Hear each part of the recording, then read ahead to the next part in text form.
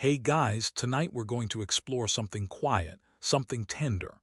The fear that maybe one day we'll be forgotten. That all we've done, all we've said, all we've tried to become might vanish into silence. You've felt it before, haven't you? That subtle ache when your name isn't mentioned, when your message goes unread, when the world moves on without noticing you were even there. This isn't about drama. It's not about needing attention. It's more like a whisper inside that says, "Did it all matter?" But here's your gentle reminder. You will never control how the world remembers you or whether it does at all. You only ever control how present, how whole you are in this moment. So, before you get comfortable, take a moment to like the video and subscribe, but only if you genuinely enjoy what I do here. And if you'd like, share where you're watching from and what time it is for you. I love knowing where this little circle of calm reaches. Now, dim the lights, maybe turn on a fan for that soft background hum, and let's ease into tonight's journey together. You sit with your thoughts tonight not to wrestle them but to listen.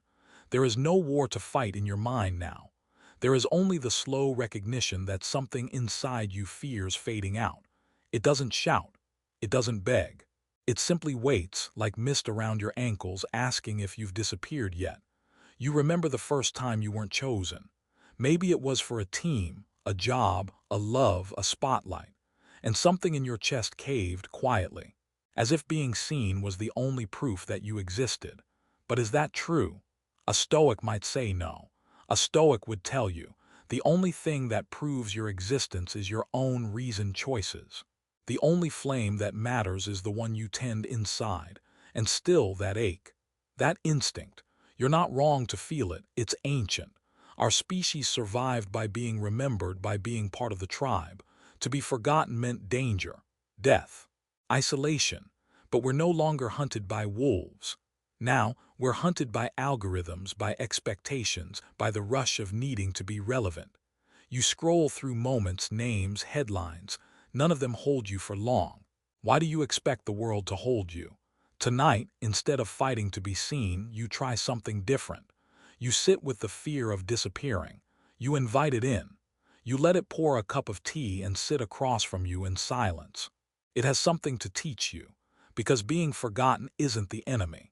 The real danger is in forgetting yourself, in trying so hard to be remembered that you abandon your own principles, your own peace, your own quiet joy. Remember Epictetus, born a slave, no statues, no fame while he lived, and yet his words shape lives thousands of years later, not because he tried to be remembered, but because he tried to live rightly. He wasn't trying to impress anyone, he was trying to free himself. So now, ask gently, what part of you is trying too hard to impress? Who are you hoping will remember you tomorrow, and why? And if they don't, are you any less whole? You begin to see it now. This fear of being forgotten isn't really about memory, it's about meaning. You want to matter. You want your presence to shape the world in some way. But what if it already does? Quietly, invisibly, like wind shaping stone. Consider the person who smiled today because you held the door. The friend who felt less alone because you stayed on the call an extra 2 minutes. The plant that grew because you remembered to water it. Small, unnoticed, unrecorded, but real. A Stoic doesn't live for applause. A Stoic lives in alignment. And tonight, as the world forgets you for a while, you remember something deeper. You were never meant to be remembered by all, only to be known by yourself. Some philosophers debate whether any of this matters if it all vanishes eventually, whether meaning must be witnessed to exist. But that's not your debate tonight. Your task is simpler. Can you sit in the dark, unpraised, untagged, uncelebrated, and still feel whole? Close your eyes, not to shut out the world, but to turn inward, to trace the shape of your own soul again. No spotlight, no echo, just you, and suddenly you're no longer afraid of disappearing, because you're right here, listening, breathing, choosing, and nothing is more whole than that. You're walking through a memory now, one of those cloudy ones, soft at the edges. A moment when someone you cared about didn't remember something important about you. Maybe it was a birthday. Maybe it was a small success, a vulnerable detail you once shared. They forgot, and you didn't say anything. but something inside you withdrew just slightly, like a tide that knew it wouldn't be welcomed back to shore. And for a while, you started to think, if they forgot, maybe I don't matter as much as I thought. That's where the real pain hides. Not in being forgotten, but in what you tell yourself that forgetting means. But let's pause here. Really pause. Because what if forgetting doesn't mean what you think it does? The Stoics taught that our identity is not built on reputation. It's not built on how often others remember us or how fondly. It's built on our character, our choices, our integrity, our ability to act in line with nature and reason. You are not your reputation. You are not the sum total of memories others carry about you. It's tempting to think otherwise, especially in a world obsessed with visibility. Followers likes shares. Even our relationships can sometimes feel like ledgers, each memory kept or forgotten like a tally of our worth. But that's not the world the Stoics lived in, and it's not the world your soul needs. Think about Marcus Aurelius. An emperor, yes, but not someone obsessed with being remembered. In his meditations, he reminded himself constantly, you could leave life right now. Let that determine what you do and say and think. He didn't write for posterity. He wrote to stay sane, to stay centered, to stay good. He knew something we keep forgetting. Fame fades. Praise is fickle. Memory is a sieve.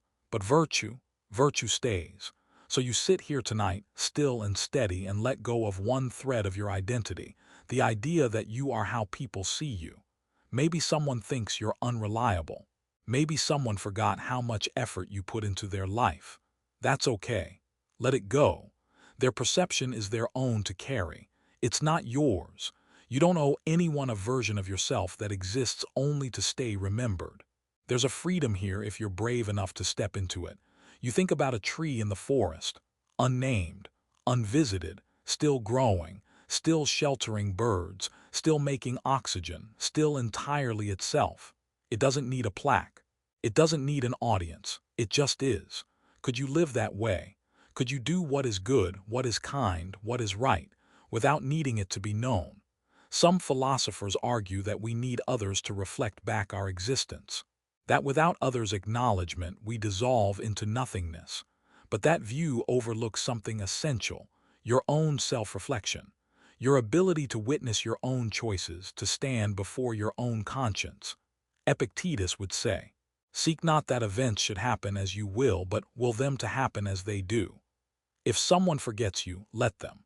If your efforts go unseen, accept it. The true test is not whether the world remembers you, but whether you remember who you're trying to be. And who are you trying to be? Not someone flawless, not someone admired, just someone real. Someone who doesn't flinch when the applause doesn't come. Someone who can sit quietly in their own presence and still feel enough. You remember a time when someone misjudged you, don't you? When they got the story wrong, when you weren't even given the chance to explain, and it stung, but somehow you kept going. That quiet continuation, that was character, that was strength. So maybe you practice that tonight, not as a performance, not as proof, but as an act of deep returning to yourself. Because here's the strange paradox, the less you need to be remembered, the more unshakable you become. The world forgets quickly. Even kings are reduced to names in books. Even the most famous faces become trivia questions someday. But your soul, that's yours to tend day by day, action by action. No memory required. Tonight, imagine being at peace with being unknown. Not erased, just invisible in the best way, like gravity, like warmth, like kindness that leaves no signature. You are not a brand. You are not a campaign. You are not a collection of echoes. You are breath. You are presence. You are intention. And that, my friend, is enough to build a life on. The wind outside has quieted now. Just you, the night, and this steady unfolding. Tonight you imagine someone sitting alone with their thoughts, not a philosopher or an emperor, but maybe both at once. Marcus Aurelius, Stoic, soldier, emperor of Rome, sitting in a tent on the edge of the Danube, writing in the dark, long after his generals had gone to sleep. No grand speech, no crowd, just parchment and silence, and the storm of doubt behind his eyes. He was one of the most powerful men in the world. Yet he wrote not to be read but to remember who he was, what he believed, what he feared. He didn't write for us. He wrote to stay whole. That's the image you hold tonight. A man with absolute power reminding himself that none of it mattered. Not the titles, not the statues, not the legacies. What mattered was how he met each moment. And now you're here, in your own tent, in your own time. Not with a legion at your back, but with thoughts that march endlessly forward. Some noble, some messy. Some filled with quiet grace. Others cluttered with the dust of expectations. You're not writing in a journal tonight, maybe, but you are watching yourself. The way Marcus did. Not to judge, but to remember what you've been trying to live for. There's a strange comfort in realizing this. Even the most revered figures were unsure, forgotten in their own time, misunderstood. Yet they kept living well, not because someone was watching, but because they were. That's the essence of Stoic practice, to act with integrity whether the stage is full or empty, to sweep the floor of your mind even if no one walks in, to speak with kindness even when the words fall into silence. It's hard, isn't it? There are moments when you want someone to acknowledge your effort, to say, "I see what you did." It's not vanity, it's hunger for connection, it's human. But the discipline is in continuing, even when the witness doesn't come. That's the Stoic muscle, strong, invisible, unglamorous. And there's something else Marcus taught in those pages, the practice of turning toward death, not as fear, not as punishment, but as a companion who reminds us, everything is brief, everything is borrowed, and nothing external defines you. Soon you will have forgotten all things. Soon all things will have forgotten you. That wasn't despair. That was freedom. Because when you stop clinging to being remembered, you begin to hold your values more clearly. And isn't that what you truly want? Not a memory that flatters you, but a life that reflects you. So tonight you sit quietly with that idea, that you might be forgotten by history, and that might be the best thing to ever happen to your soul. No pressure to perform, no legacy to protect, just breath and choice and the moment in front of you. Some philosophers argue about legacy, whether we should aim to leave a mark. Others say all marks are illusions, easily washed away by time. But you don't need to solve that tonight. Your task is smaller, quieter, harder, to leave a clean mark in your own conscience, to be someone your soul would want to walk beside, even if no one else ever sees.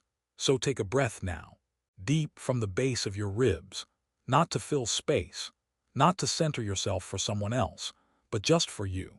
Because breath is how you remember your body belongs to you, and action is how you remember your life is still yours to shape.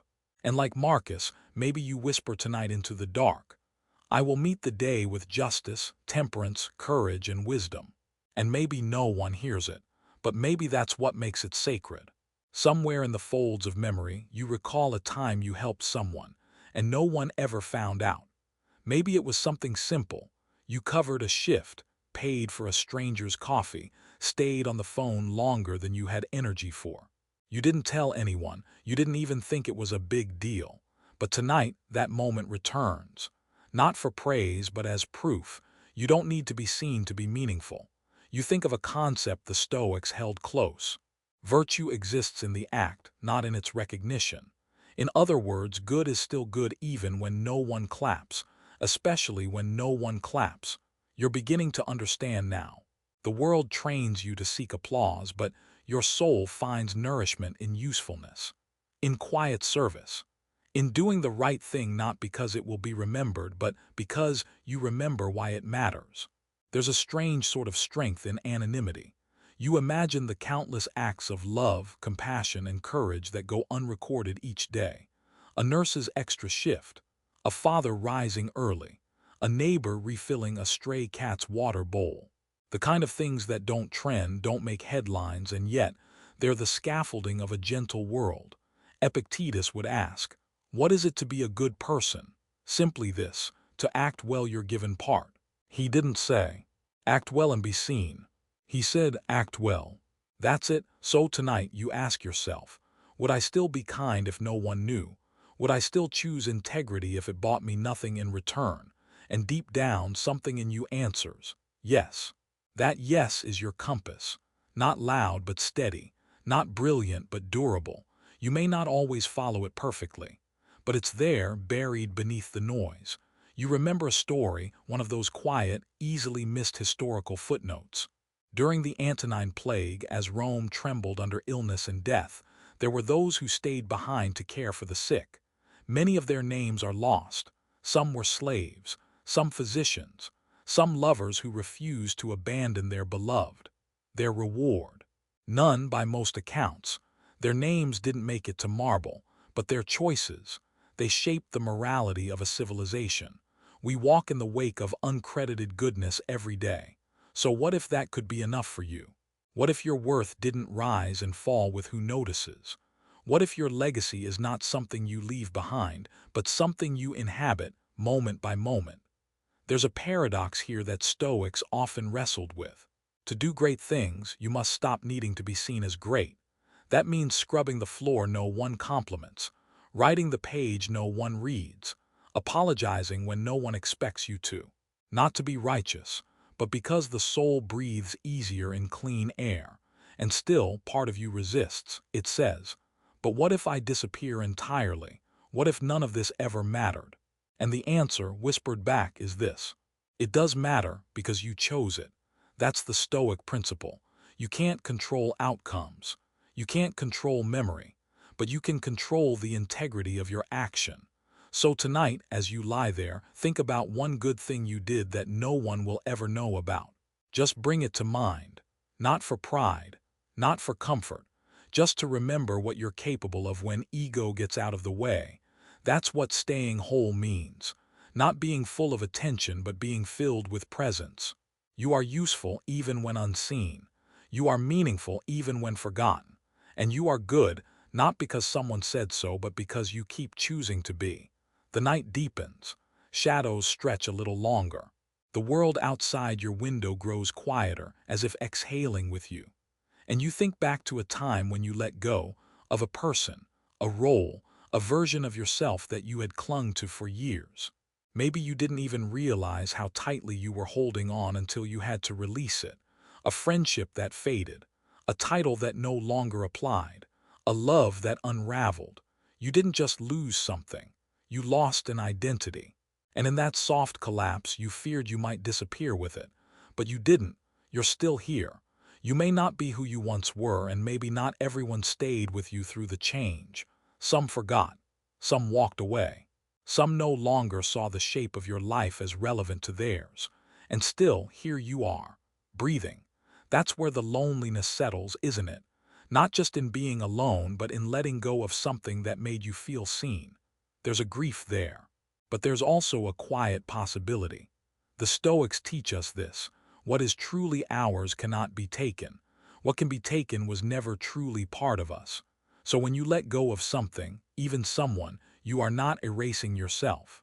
You are remembering what cannot be erased. Tonight you hold that truth gently. You lost, yes, but you did not vanish. You grieved, but you did not become grief. There's a moment from history that surfaces here, like a faint ripple across a lake. Cato the Younger, stoic, senator, and stubborn opponent of tyranny, once gave up everything he had to stand by his principles. Power, reputation, even safety. Many thought he was a fool, some forgot him entirely. But Cato didn't flinch. He wasn't playing for legacy. He was trying to remain intact inside, even as the world around him fractured.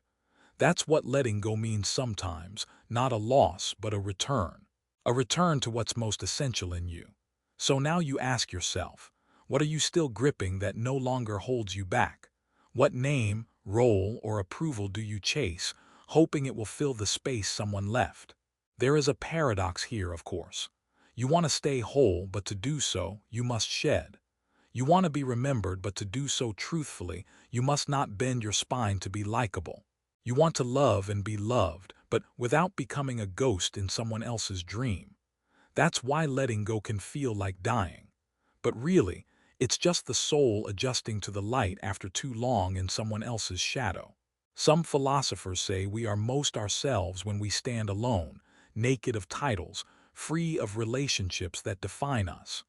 Others argue that we are made in the web of others' reflections. But you, tonight, don't need to decide. You only need to observe. What part of you still aches to be restored through the gaze of another? And what part of you already knows you're complete? You let that question sit on your chest like a stone warmed by the sun. Heavy, but comforting. You do not need to resolve it, just notice how it changes your breath. A stoic life isn't emotionless, it's just honest. And honestly, letting go hurts. But that pain is honest too. It tells you something sacred was real. And now something else is possible. So tonight, as your body softens into stillness, imagine yourself as a mountain. Still here even after storms. Still whole even as parts of you erode. Still seen even when the world forgets to look. You are not the person you used to be, but you are not broken. You're becoming. The room feels different now. Not louder, not busier, just deeper. As if you've entered a quiet hallway in your mind, where echoes linger and time slows. You're thinking of monuments, of statues and busts and street names. The ways people try to hold on to memory through stone and bronze and fame. You see them in cities, on plaques, in textbooks. But if you look closer, you start to notice something odd. No matter how many times a name is carved into the world, it still fades. Erosion, weather, forgetting. Even the most immortal legacies crack. And you ask yourself, almost involuntarily, why do we believe being remembered means we mattered more? The Stoics would smile at that question, because they knew the truth. Memory is fleeting. Even the names you think are eternal, Alexander, Caesar, Cleopatra, are now symbols stripped of their actual lives, turned into myths more than humans. Their mistakes and fears, gone, their real selves, forgotten. So what remains? Marcus Aurelius wrote, "All is ephemeral, fame and the famous as well." He wasn't being cynical. He was setting himself free, free from the exhausting chase for significance. And you can feel that chase in your own life, can't you? In the subtle pressure to do something big, to make an impact, to leave something behind. But impact isn't always loud. It isn't always named. Sometimes it's the way your silence calmed a room, the way your presence helped someone stay. The myth of being remembered forever is a seductive one. It flatters the ego, promising that your story will echo through the centuries if you just do enough. But memory isn't loyal. It's shaped by stories, not truth. It forgets the quiet and rewards the dramatic. Would you be willing to live a meaningful life, even if no one ever wrote your name down? That's the Stoic test. To do what is right because it is right, not because it will be remembered. There's a little-known figure from ancient Athens, Musonius Rufus, a Stoic teacher, not nearly as famous as Seneca or Marcus, but deeply influential. His students remembered him not for power or politics, but for how he lived, plainly, wisely, without vanity. He didn't seek fame, and yet his words ripple through time, quietly shaping the way others think and live. It's the irony, isn't it? Those who chase remembrance are often forgotten. Those who live fully, attentively, sometimes leave traces without trying. So tonight, you loosen your grip on the desire to be remembered. You don't need a statue. You don't need a quote engraved in stone. You just need to be honest with your values, your effort, your days. There's something liberating in this. It makes room in your chest again, like exhaling after holding your breath for too long. Some philosophers argue that immortality exists through influence. Others say that the self dissolves and memory with it. But the Stoic doesn't get lost in speculation. The Stoic asks, what can I control right now? You can't control who remembers you. You can't control how your story will be told.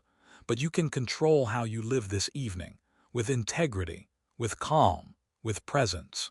That's the kind of immortality the Stoics pursued, not in others' memory but in their own daily alignment. So now, let go a little more. Release the pressure to be impressive. Release the timeline of legacy. Release the fear that obscurity means failure. You are not here to be etched into history. You are here to be whole while you're still alive. And that's enough. There comes a time in every life when the applause fades. Maybe it was once steady. Maybe you were praised often, thanked generously, noticed easily, and then gradually or suddenly it stopped. The messages slowed, the compliments dried up, the great job became quiet nods or nothing at all. And you began to wonder, did I lose something? Or did the world just move on? Tonight, you sit in a room where no one is clapping. There's no spotlight, no stage, not even a single pair of eyes watching. It's just you and the slow hum of existence. And maybe, for the first time in a while, you realize this isn't punishment. It's opportunity. Because now, without applause, you get to find out who you really are. This is the room where Stoicism lives. A room with no applause, no performance, no audience, just choices. Seneca once warned about relying too much on praise. He said it can distort your judgment like wine dulls your senses. When you start acting for recognition instead of principle, you drift. Not visibly at first, but inwardly you stop navigating by your own compass. It's seductive, isn't it? Praise feels like safety, like proof, like momentum. But a Stoic doesn't steer by applause. A Stoic steers by virtue. So here you are, the room is quiet, no one is celebrating you, and yet you still act well. You wash the dishes even if no one notices. You send the kind message even if it goes unread. You hold your tongue, not to be admired, but because it's the right thing. This is what the Stoics meant when they spoke of excellence for its own sake. You remember a moment, not dramatic, just real, when you chose discipline instead of ease. Maybe you got out of bed when it was hard. Maybe you stayed calm when anger clawed at your throat. You did it and no one saw. No one rewarded you. And yet that moment grew something inside you, something no applause could build. That's the paradox. Applause can affirm, but it can also addict. It can start to whisper, do it again, but this time bigger, louder. So they'll notice. And before long, you're chasing shadows instead of values. The Stoic path offers something quieter but stronger. A sense of self not built on mirrors but on alignment. Some philosophers suggest the self is a performance, shaped by how we're seen. But Stoicism challenges that. It says, no, you are most yourself when no one is watching. So tonight, you breathe into that space. You feel the absence of feedback, not as emptiness but as clarity. Without applause, your actions become clean. Without performance, your mind becomes quiet. Without audience, your choices return to their roots. This is how the strongest people are built. Not on stages but in still rooms. In mornings where the world is silent. In nights like this one, where the only voice that matters is the one inside you asking, was that honest? Was that kind? Was that just? Marcus Aurelius wrote for himself. He didn't know you'd be reading his words. He didn't know he'd be remembered. That's why they feel so intimate, because they weren't written to impress. They were written to survive. So maybe tonight, in your own way, you do the same. You survive the silence. You meet the quiet with integrity. And you walk through this applauseless room without shrinking. You are not less because no one sees you right now.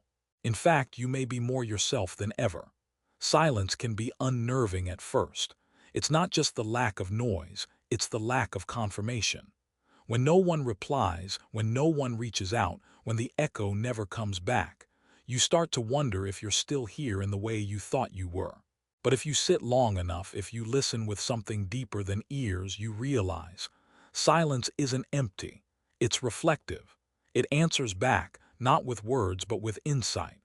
You remember a moment when you asked a question and were met with silence. Maybe it was an emotional truth, maybe a request for help, maybe a simple "are you there?" And no response came, just space. Just that uncomfortable, unexplained void. But what did you discover in that quiet? Did you find disappointment? Of course. But maybe underneath it there was something else. A realization that silence reveals more than it hides. It shows you who you are when you're not being answered, not being directed, not being affirmed. The Stoics lived inside this kind of reflection. They practiced solitude not as punishment but as sharpening. Epictetus reminded his students, if you want to improve, be content to be thought foolish and stupid, not just by others, but sometimes by your own doubts. Because growth lives on the edge of discomfort. And silence, it's often the doorway to that edge. Tonight you step into that doorway, not to get lost but to notice. You're not trying to fill the silence anymore. You're trying to hear what it has to say, and strangely it speaks. Maybe not in sentences but in sensations. You start to hear the rhythm of your thoughts, the tone of your internal voice. You notice which ideas grow louder without outside opinions to shape them. Some of them are kind, some less so. But now you see them, and in seeing them, you are freer. That's the gift of silence. It returns your thoughts to you, unedited, unfiltered. There's an image that floats up, uninvited but familiar. Socrates standing still in the middle of the street, deep in thought, while the city moved around him. No one knew what he was thinking. No one interrupted. He was listening, not to the world, but to himself. Can you do the same? There's no need to retreat to a cave. Your life is busy, filled with people and needs and obligations. But within it, you can still carve out moments of listening, of resisting the urge to explain yourself, of letting things go unanswered. You don't always need a reply to know you're valid. You don't always need agreement to be right with yourself. That's the subtle strength of Stoicism. It teaches you how to live in the absence of applause and in the absence of reaction. Because life won't always respond to you.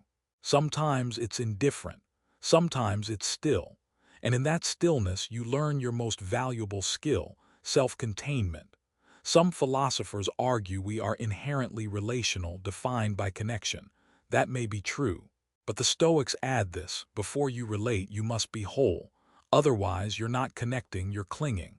Tonight, you practice being whole in silence. You sit with no one clapping. You sit with no one replying, and still you remain.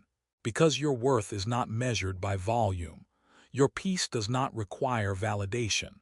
There's a beauty to this kind of silence. It's not lonely, it's clarifying. It doesn't ignore you, it invites you to listen to something older than language. Your own quiet knowing. And that is more than enough. There's a surprising freedom in realizing no one is thinking about you as much as you think they are. At first, that thought can feel like a cold wind, like you've been erased from the collective attention you thought you occupied. But if you sit with it, really sit with it, it begins to warm you, like sunlight through a window you forgot was there. You're not being watched. You're not being judged. You're not being measured as often as your mind insists. And in that space, something incredible opens up: peace. It's strange, isn't it? How much energy you've spent imagining yourself in other people's thoughts, wondering how they interpreted that text, replaying that awkward moment, worrying they noticed the flaw you tried to hide. But the truth is, they didn't. Not because they don't care, but because they, too, are busy being the center of their own lives. They're wondering the same things. They're replaying their own scenes. We're all protagonists in our own minds, and that's okay. The Stoics understood this deeply. They taught that worrying about other people's opinions is one of the surest paths to inner disturbance. Epictetus said it simply: if someone speaks ill of you, live so that no one will believe it. In other words, let your life be your reply, not your anxiety, not your defensiveness, just your life. And if no one is thinking of you right now, you're free. Free to speak kindly without fearing how it lands. Free to make a mistake without magnifying it into disaster. Free to act in alignment, not performance. You remember a time, maybe recently, when you stayed up late replaying a conversation. Your mind folded it, twisted it, examined it from every angle. But no matter how much you worried about it, the next day passed quietly. No one brought it up. No one noticed. The moment vanished. That's how most moments do. So now you ask, what if I let go of the idea that I am constantly observed? What would I do differently? Would you move more freely? Speak more gently? Laugh without checking the room? That's the paradox. When you stop trying to be memorable, you often become more sincere, more whole, more yourself. Some philosophers argue that humans are inherently social, that our identity is shaped by others' perceptions. And that's not wrong. But the Stoics offer a different layer. Your peace should not depend on others' thoughts. You don't need to destroy your ego. You just need to make it transparent, see-through enough to let reality shine through. Tonight, that reality is clear. No one is thinking about you as much as you fear. And that is not a judgment, it's a relief. You don't need to perfect your image. You don't need to control the narrative. You just need to live with calm, intention, and self-respect. You're allowed to take a deep breath without narrating it. You're allowed to rest without being seen as productive. You're allowed to exist without explanation. That's the quiet strength you carry now. A stillness that doesn't require surveillance. A wholeness that doesn't require reaction. So you lie there, perhaps with a smile, not because you've figured everything out, but because you've stopped trying to be someone else's idea of memorable. And in doing so, you remember something ancient and soft. You are allowed to fade from others' minds, as long as you stay present in your own. There's a deeper kind of forgetting, one that doesn't come from others but from within. You forget your own strength sometimes, your resilience, the quiet grace of how you've kept going. It's not because you're weak or inattentive, it's because survival often demands movement, not reflection. You press forward, you get through. But sometimes, in doing so, you lose sight of the person who endured it all. Tonight, you pause. And in the stillness, you remember yourself. Not the version others praised, not the one you tried to showcase, but the one who stayed up late, worried in silence, showed up tired but still tried. The one who made decisions no one will ever fully understand, because they didn't see what you were up against. You know that version of yourself, and maybe you've been overlooking them.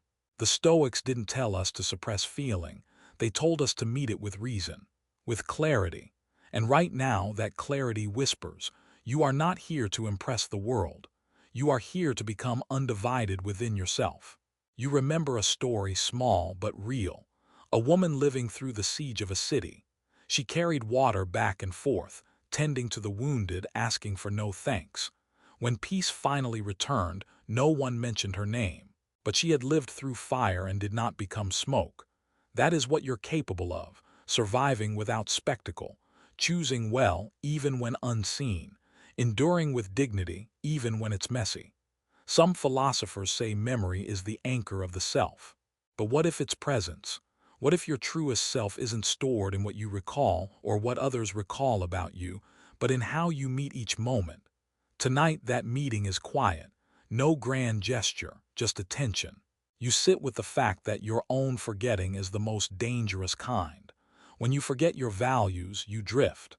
When you forget your worth, you shrink. When you forget your purpose, you become reactive instead of deliberate. So you begin to remember again, not through nostalgia but through awareness. You remember what matters most to you. You remember how peace feels in your body.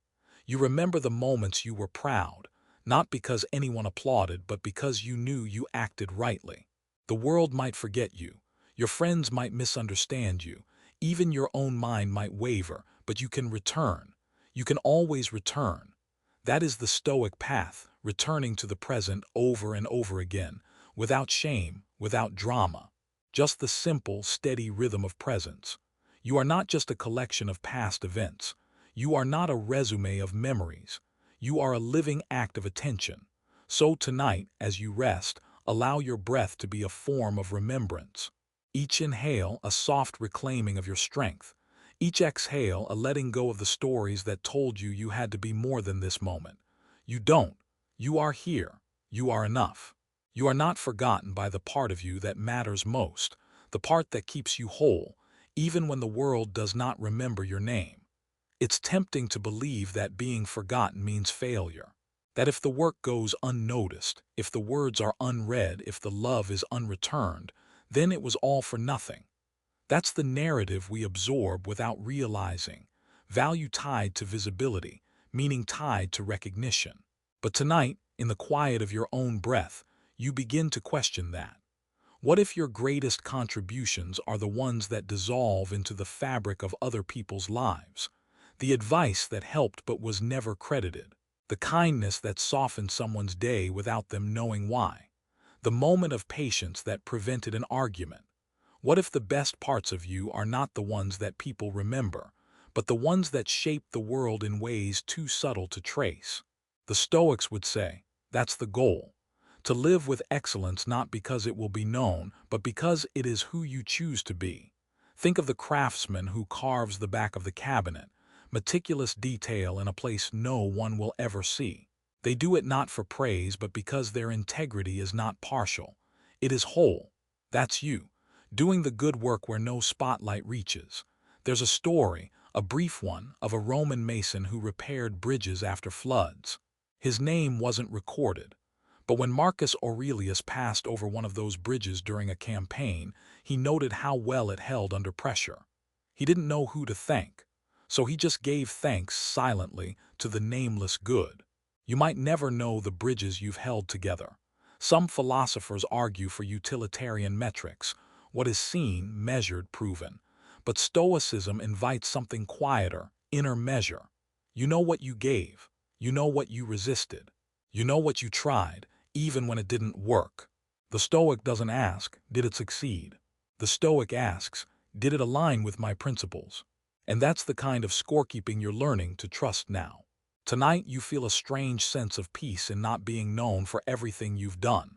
Because anonymity protects something sacred, the purity of your intention.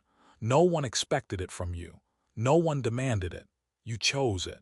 That's what makes it powerful. There's no scoreboard in the Stoic mind, just the daily rhythm of action and reflection. You don't get a trophy for doing the right thing. You just get to become someone who does it. And honestly, that's the better prize. So you rest, not as someone overlooked, but as someone relieved. You are not burdened with being impressive tonight. You are not responsible for curating your legacy. You are here doing quiet work with gentle hands. Invisible, maybe, but essential, like the gravity that keeps everything grounded, like the wind that dries the clothes without ever being seen, like the wisdom that settles in after the noise fades. Let yourself be that. Let yourself be enough, even when you are unseen. There's an old fear tucked inside the human heart. If I'm not remembered, did I ever really exist? It shows up quietly, disguised as ambition, as legacy, as the urge to create something that lasts. But underneath, it's often just a whisper, don't let me vanish. And that fear can be powerful. It can drive people to greatness, yes, but also to restlessness, to exhaustion, to a life shaped more by being seen than by being whole. Tonight, you press gently against that fear, not to silence it, but to understand it. Why does being remembered seem so important? Is it because you want your story to matter? Is it because you fear the emptiness that might come after you're gone? The Stoics met this fear head-on. They said, everything fades, everyone is forgotten. And yet, they still chose to live with integrity. Marcus Aurelius often reminded himself, even the greatest emperors, the ones with statues and cities named after them, are now dust. Names you barely recall, stories half told. So why worry? You begin to see it now. This fear isn't something to battle, it's something to soften toward. It's just a part of you that wants assurance, that longs to believe your life carries weight. And it does, but not because of memory, because of presence. There's a story, quiet and often missed, of a teacher in a small village who taught for 50 years.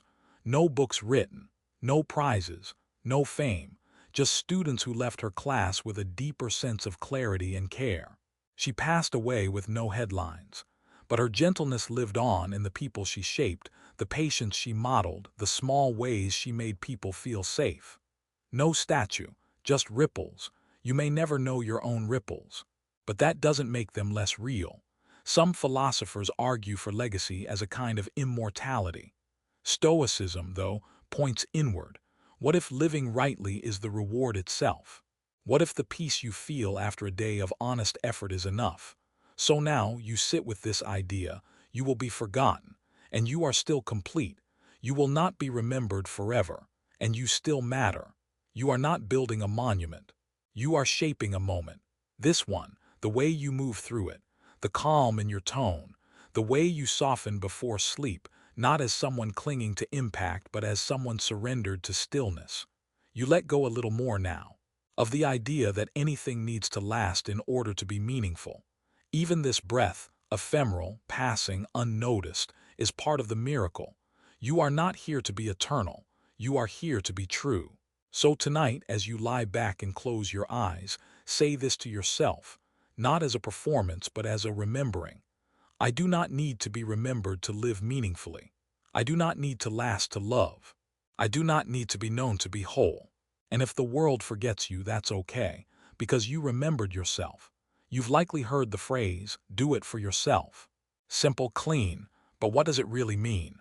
Tonight, as your body softens into the weight of the bed, you turn that phrase over in your mind, not as a slogan but as a practice. Because doing something for yourself isn't always about indulgence. In fact, sometimes it's the opposite. It's about doing the hard thing, the quiet thing, the invisible thing, because your own inner compass told you it was right. No audience, no gold stars, no applause. You rise early to face the cold. You forgive without an apology. You resist when it would be easier to give in. And no one sees it, but you do. The Stoics called this the internal citadel, a place inside you that remains untouched by the world's noise. It's not arrogance. It's not detachment. It's sovereignty. The idea that you belong to yourself, that your judgment is enough, that your dignity does not rely on approval or status. You remember someone, maybe in your life now, or a figure you once admired, who seemed to move this way. Unhurried. Grounded. Their strength didn't come from control over others but from an unshakable relationship with themselves. They didn't broadcast their principles. They just lived them.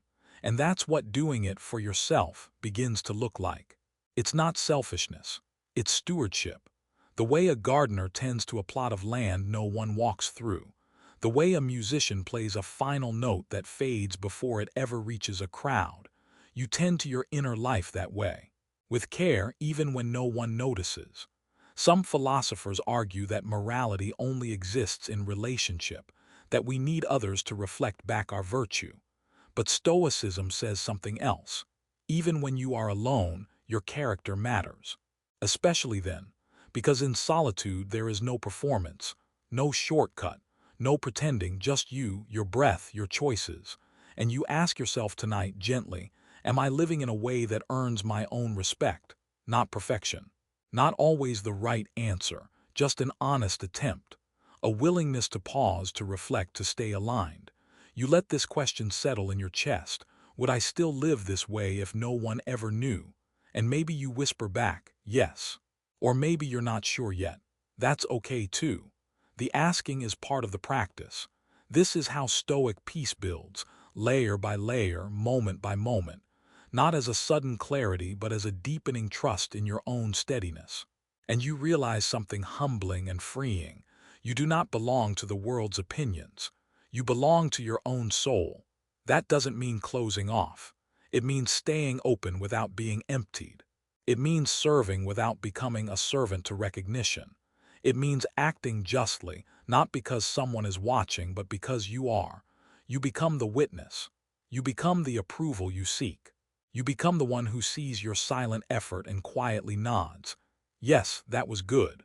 So tonight, as the world sleeps and no one is asking for your attention, your time, your smile, take this moment as yours.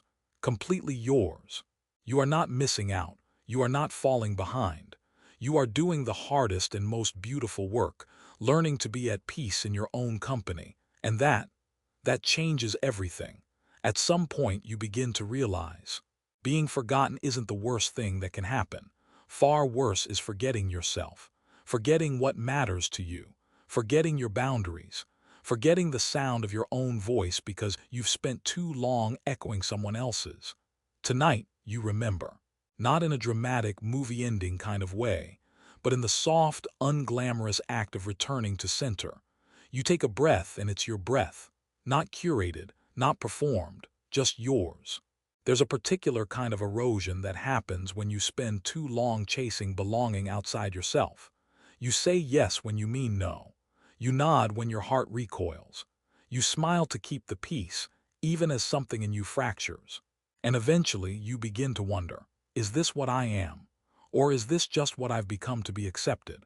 The Stoics would gently pull you aside and ask, is your peace dependent on others' choices? Because if it is, It will always be fragile. So now you rebuild something sturdier.